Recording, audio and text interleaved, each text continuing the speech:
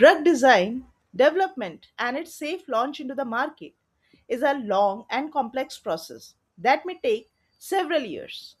During this process, one of the first crucial steps is the selection of a suitable drug candidate against a biological target, which can be a protein or nucleic acid. This early screening can be accelerated now with the help of molecular docking.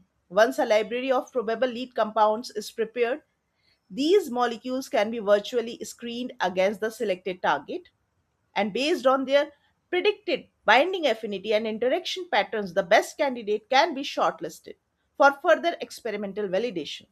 This makes molecular docking an important tool in modern drug discovery. And if you want to master in molecular docking, follow now.